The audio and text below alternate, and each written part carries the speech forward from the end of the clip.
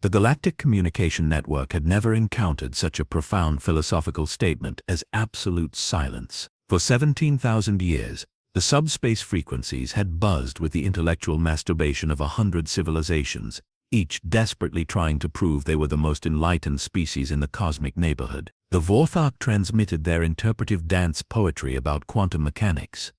The Zilithians broadcast their 1,000-hour dissertations on the emotional lives of gas clouds. The hegemony insisted on sharing their latest breakthrough in turning dark matter into artisanal cheese. Then Sol 3 went quiet. Not the kind of quiet that suggested technological failure or planetary extinction. The xenosociologists had ruled those out after detecting continued electromagnetic signatures and satellite chatter. This was something far more sophisticated, deliberate, cosmic silence. The kind that made every self-proclaimed galactic intellectual suddenly question whether they'd been shouting into the void while the truly wise simply listened. Vexthara of the Altarian Science Consortium had built her entire career on cataloging the communication patterns of emerging civilizations. She'd written papers on everything from binary pulse mating calls to the philosophical implications of prime number sequences. But 3 months ago, when the Sol system's deep space transmissions simply stopped, she found herself staring at flatline readings that somehow felt more meaningful than a library of alien literature. "The silence is deafening," she muttered to her research assistant, a nervous Quillaran whose species communicated through bioluminescent displays. The assistant's skin flickered in confused patterns, roughly translating to "Are we sure they didn't just break their equipment?" The good doctor adjusted her quantum spectacles and peered at the data streams with the intensity of someone watching a particularly riveting episode of interdimensional television. "No, you don't understand. This isn't mechanical failure. Look at the pattern. The cessation occurred simultaneously across all frequencies. It's too perfect, too coordinated. They've achieved something we've been too chatty to comprehend." Word spread through academic circles faster than a wormhole breach in a diplomat's schedule. The University of Centauri Prime convened emergency symposiums. The Philosophical Brotherhood of the Outer Rim cancelled their annual meaning of existence debate tournament. Even the notoriously verbose crystalline entities of Rigel beings who could turn a simple greeting into a 6-hour lecture on the metaphysical implications of hello fell into respectful contemplation. The prevailing theory, championed by the renowned xenophilosopher Professor Huyatlaks, was that humanity had transcended the need for external validation through cosmic chatter. They had achieved what every civilization claimed to seek but never quite managed: true wisdom through contemplative silence. The professor's best-selling holographic treatise The Wisdom of Not Talking Lessons from Sol 3 became required reading in philosophy departments across 47 star systems. Of course, the galaxy being what it was, a collection of species with the collective emotional maturity of teenage rebels, the silence naturally triggered a stampede of curiosity. If the humans weren't talking, they must be thinking something absolutely revolutionary. The Merchants Guild of Procyon started selling Sol 3 meditation crystals at premium prices. The military strategists of various empires began interpreting the silence as either a sign of supreme confidence or a prelude to some incomprehensibly advanced form of warfare. The hegemony's Department of Xenological Affairs filed a formal request for clarification, which was met with more silence. The Progressive Coalition sent diplomatic envoys to the edge of Sol system, broadcasting increasingly elaborate messages of greeting, philosophical inquiry, and eventually desperate pleas for acknowledgement. The silence continued, now taking on an almost judgmental quality that made every species wonder if perhaps they'd been doing civilization wrong this entire time. Commander Wex Andra of the Hegemony flagship, Inevitable Destiny, found herself in the awkward position of leading a joint task force to investigate what the media had started calling the Great Quiet. Her orders were diplomatically worded but essentially boiled down to figure out why the humans stopped talking and whether we should be worried about it. The task force included representatives from 12 major civilizations, each convinced their particular area of expertise would unlock the mystery. The Vorthok brought their interpretive dance specialists. The Zilithians packed their emotion detection equipment. The crystallines arrived with enough processing power to analyze every quantum fluctuation in the solar system. Everyone was prepared for profound revelation. What they weren't prepared for was the possibility that sometimes the most meaningful communication happens when nobody is trying to communicate at all. As the joint fleet approached the heliopause of Sol system, long-range sensors detected the usual signs of a functioning technological civilization. Orbital platforms controlled electromagnetic emission and the distinctive energy signatures of a species that had figured out how to split atoms but hadn't quite mastered the art of not arguing about it on global communication network. Fascinating, mused the fleet's chief xenopsychologist, a tall, willowy being whose species had evolved beyond the need for names and simply went by professional titles. They maintained technological advancement while practicing communicative restraint. The discipline required must be extraordinary. If the good xenopsychologist had known that the primary reason for humanity's current communicative restraint was a technician with a hangover who had accidentally reversed the polarity on a critical relay 3 months ago, the revelation might have been somewhat less flattering to human philosophical development. But ignorance, as they say, is bliss, and sometimes the foundation of intergalactic diplomatic incident. Back on Earth, the Deep Space Communications Center looked less like a temple of cosmic wisdom and more like a monument to bureaucratic despair. The facility, nestled in the Australian outback where the nearest neighbor was a kangaroo with commitment issues, housed humanity's primary array for interstellar communication. At least it used to before the great solar flare of 3 months ago turned their multi-billion-dollar equipment into the galaxy's most expensive paperweight. Chief Engineer Blake Hendricks stood in the control room, contemplating the twisted remains of what had once been Relay Station 7's primary transmitter. The solar storm had hit with the subtlety of a cosmic temper tantrum, frying circuits that were supposedly rated for any conceivable stellar event. Apparently the universe had a more creative imagination than the engineers who'd designed the shield. Status report, he called to his team, though he suspected the answer would be some variation of still broken, still expensive to fix, still not our fault. Dr. Elena Vasquez, the facility's communications specialist, looked up from a diagnostic panel that was displaying error codes in what appeared to be 17 different languages. Well, the good news is we've successfully established communications with absolutely nobody. The bad news is that Congress is asking why we need another $40 million to fix something that was supposedly military-grade durable. Military-grade durable, snorted Pete Kowalski, the facility's senior technician, who was currently elbow-deep in a control panel that sparked every time he breathed on it wrong. That's like calling a chocolate teapot heat-resistant. The irony of their situation was lost on the repair crew. While they wrestled with fried circuits and procurement paperwork, the galaxy's greatest minds were composing doctoral theses about humanity's deliberate withdrawal from the cosmic conversation. What the aliens interpreted as transcendent silence was actually the communications equivalent of a dead car battery, frustrating, expensive, and thoroughly mundane. Meanwhile, Earth continued its daily rotation of beautiful chaos, blissfully unaware that every mundane human action was being analyzed by xenobiologists as evidence of profound enlightenment. The morning commute in downtown Houston became, in alien interpretation,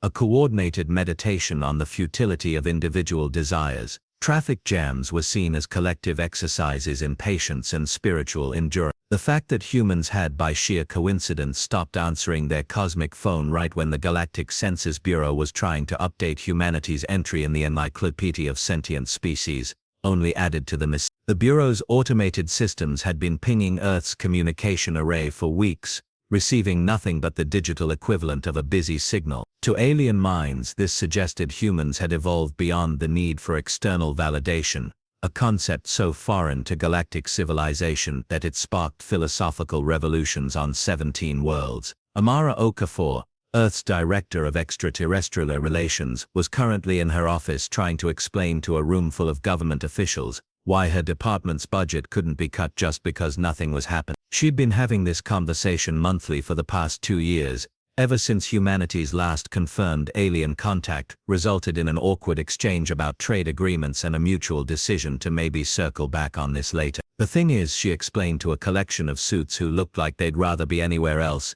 space is really, really big. Communication takes time. Just because we're not getting dinner invitations doesn't mean we should scrap the whole program. What she didn't know was that dinner invitations were exactly what was piling up in the cosmic equivalent of Earth's mailbox. The merchant princes of Vega had sent formal requests for trade negotiations, The Academic Assembly of Regal wanted to establish student exchange programs. 3 different religious orders had submitted applications to study at the Temple of Silent Wisdom they assumed existed somewhere in Earth's major cities. The Intergalactic Council of Mediocre Bureaucrats had even drafted a formal invitation for Earth to join as a silent observer member, a position they'd invented specifically for humanity, assuming that any species wise enough to maintain cosmic silence must have insights too profound for ordinary debate. The position came with a generous stipend and access to the Galactic Library's restricted philosophical texts. All of these communications sat in Earth's unmonitored deep space buffer,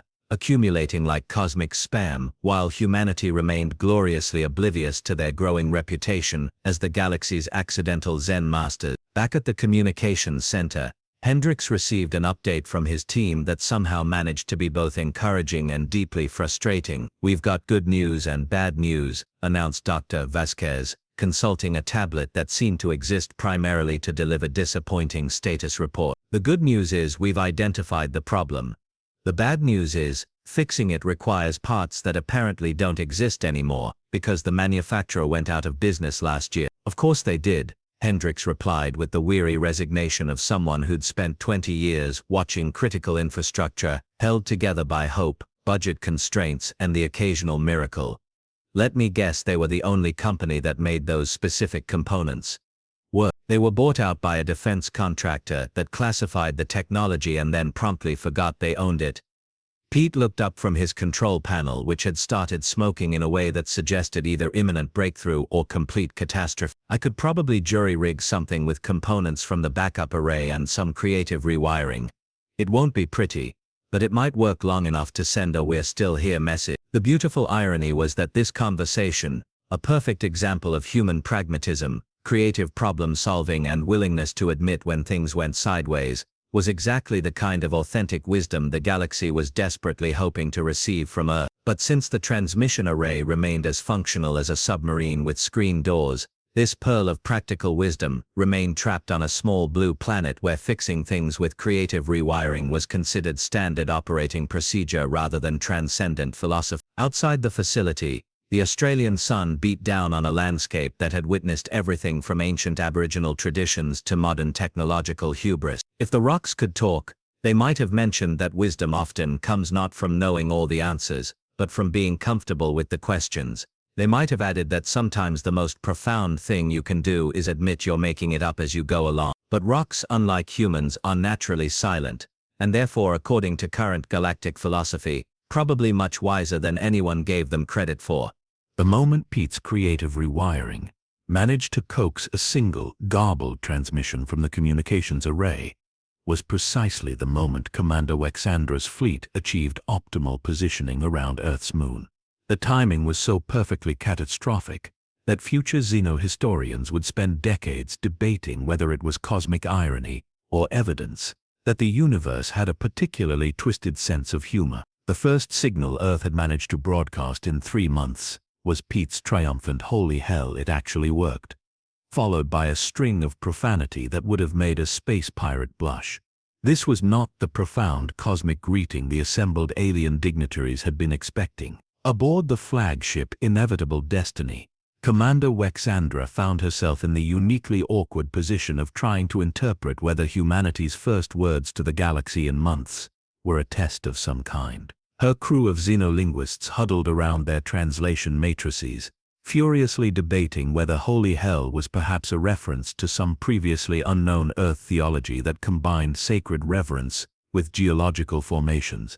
"Perhaps," suggested the ship's cultural analyst, a being whose species had evolved from academic librarians and still retained an unfortunate tendency toward over-interpretation. "This represents a fusion of spiritual transcendence with earthly materialism, a philosophical statement about the dual nature of existence." The commander rubbed what passed for her temples, a gesture that translated across most species as the universal sign of "why did I take this assignment?" She'd volunteered for this mission expecting to commune with cosmic sages, not to play theological charades with a communications technician who apparently had strong feelings about electrical engineering. Back on Earth, the communications center had erupted into barely controlled chaos. The sudden appearance of 12 alien vessels in lunar orbit had triggered every emergency protocol NASA had ever written, plus several they'd improvised on the spot. The fact that humanity's first contact with a galactic civilization was happening while their primary communications array was held together with electrical tape and sheer stubbornness was the kind of situation that made career bureaucrats question their life choices. "We're receiving transmission requests on 17 different frequencies," announced Dr. Vasquez, her voice carrying the particular strain that comes from realizing your broken equipment is now the most important technology on the planet. They're using mathematical constants as universal translators, which is actually pretty clever. Hendricks stared at the incoming signals flooding their hastily repaired systems. "Can we define respond?" Pete called from beneath a console that was making sounds like an unhappy mechanical whale. "I can probably get a stable transmission for maybe 20 minutes before something else burns out. But they're going to get the full Earth experience, static, feedback, and the decision to attempt communication with jury-rigged equipment while humanity's fate potentially hung in the balance was exactly the kind of beautifully reckless choice that exemplified everything the galaxy found mysterious about humans. Most species would have spent months preparing, consulting committees and drafting formal protocols. Humans decided to wing it with broken technology and see what happened. The first exchange was a masterpiece of cosmic miscommunication. Commander Wexandra's carefully crafted greeting, a poetic acknowledgement of humanity's profound silence and request for wisdom, was met with Hendricks' slightly panicked, hello there. Sorry about the radio silence. We've had some technical difficulty." To alien ears, this was pure philosophical gold. The humans were so enlightened they referred to their cosmic meditation as mere technical difficulties. The humility was staggering. Here was a species that had achieved transcendent wisdom and characterized it as a minor inconvenience. "Incredible," whispered the cultural analyst. "They've reached such a level of spiritual development that they don't even recognize their own enlightenment. The modesty is unprecedented." What followed was a conversation that would have been hilarious if it weren't so potentially catastrophic. The aliens kept asking profound questions about the nature of existence, the meaning of silence, and humanity's perspective on cosmic consciousness. The humans kept trying to explain that their communications array had been fried by a solar flare, and they'd been trying to fix it for 3 months. "We appreciate your interest in our philosophical approach," Hendricks said carefully, having received a hastily scribbled note from Dr. Okafor explaining that he was now representing humanity in first contact with an interstellar civilization. "But I think there might be some misunderstanding about why we've been quiet." "Of course," replied Commander Wexandra with what her species considered knowing reverence. "True wisdom always denies its own profundity. The fact that you claim this is merely technical failure only proves the depth of your enlightenment." Pete's voice drifted up from beneath the console. "Well, this is going to be a problem." The communications array chose that moment to emit a sound like a dying electronic wail, followed by complete silence. To the humans, this was the inevitable result of pushing jury-rigged equipment beyond its limit. To the aliens, it was humanity's way of saying the conversation had reached a natural conclusion, a perfect demonstration of knowing when to stop talking. The galaxy held its collective breath, waiting for whatever profound wisdom humanity might share next. Unfortunately, what humanity was actually sharing was a lot of creative cursing and the smell of burning electronics, neither of which translated well through broken subspace transmitters. Commander Wexandra found herself commanding a fleet of intellectually curious aliens, while humanity's greatest philosophical minds were currently represented by an engineer with a broken radio, a technician covered in grease, and whatever divine wisdom could be jerry-rigged from spare parts and determination. The breakthrough came at 3, when Pete's latest attempt at creative rewiring finally achieved stable communication, approximately 37 minutes before the Galactic fleet's patience would have run out and they'd have classified humanity as either transcendentally aloof or cosmically rude. The timing was so perfectly coincidental that several alien species immediately added it to their religious calendars, as proof that the universe had a sense of dramatic timing. Okafor had arrived at the facility sometime around midnight, armed with coffee that could wake the dead and a hastily assembled team of linguists, psychologists, and diplomats who'd been dragged from their beds to handle humanity's first formal introduction to galactic civilization. The fact that this momentous occasion was taking place in a concrete bunker that smelled like burnt electronics and Pete's emergency stash of energy drinks was not lost on anyone present. "All right," Hendricks announced as the transmission array hummed to something resembling life. "We've got maybe 2 hours before something else burns out. What exactly do we tell them?"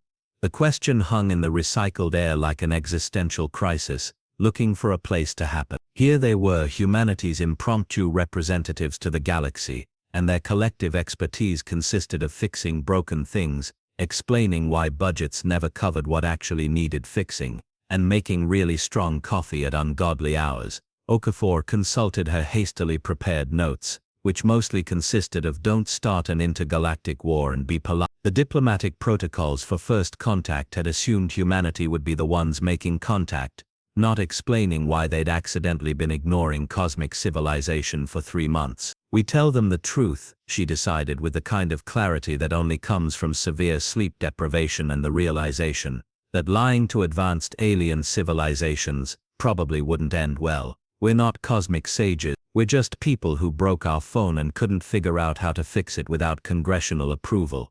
The response from Commander Wexandra's fleet was immediate and enthusiastic. The aliens had been hoping for exactly this kind of profound wisdom, a species so enlightened they could admit to ignorance without shame. Most galactic civilizations spent considerable energy maintaining the illusion of cosmic competence. The idea that an entire species could simply say we screwed up and couldn't fix it was revolutionary. "Remarkable," transmitted the fleet's xenophilosopher, whose excitement was causing his bioluminescent spots to strobe in patterns that roughly translated to academic orgasm. "They've achieved what we've all claimed to seek, freedom from the need to appear infallible. This is genuine wisdom."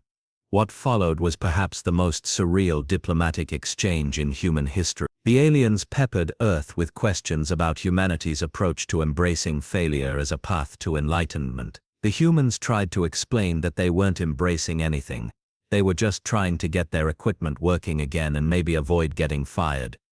"You see," Okafor found herself explaining to beings whose civilizations had mastered faster than light travel, "sometimes we don't know what we're doing. Sometimes we make mistakes. Sometimes we have to improvise solutions and hope they work long enough to find better ones." The galactic response was immediate and unanimous.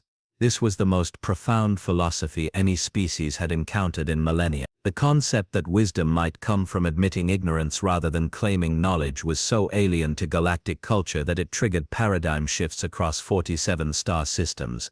The Vorthak immediately cancelled their traditional superiority through interpretive dance ceremony. The Zilithians declared a moratorium on their endless lectures about the emotional complexity of gas clouds. Even the crystalline entities, beings who literally thought at the speed of light, paused their constant stream of consciousness broadcasts to consider the radical concept of occasionally not having an opinion. "Wait," said Pete, looking up from his latest attempt to keep the transmission array from catching fire.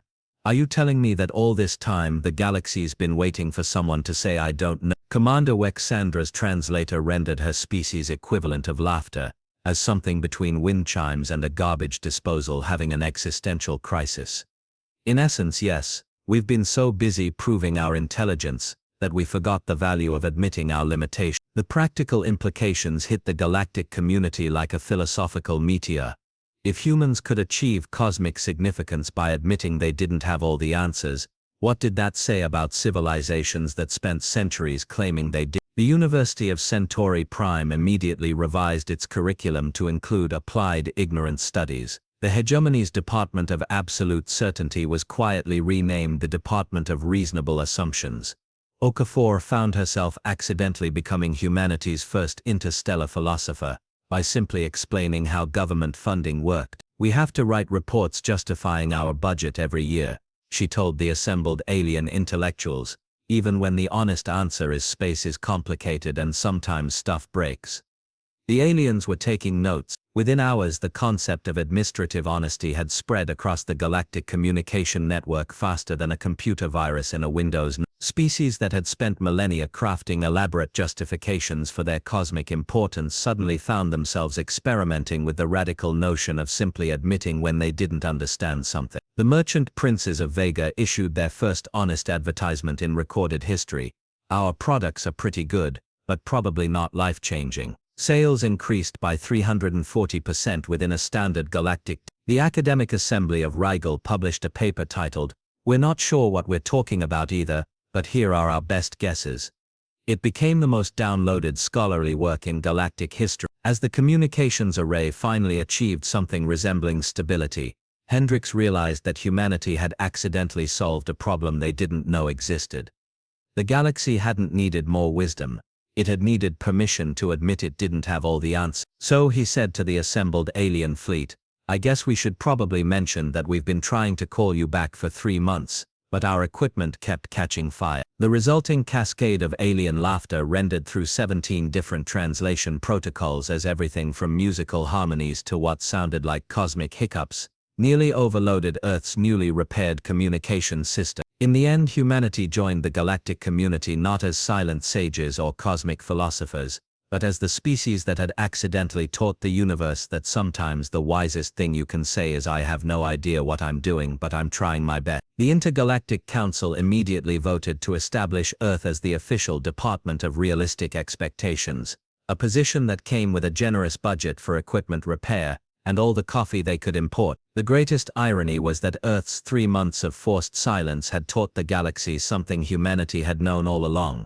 Sometimes the most profound communication happens when you stop trying to sound profound and just start being honest about the beautiful, chaotic, improvised nature of existence.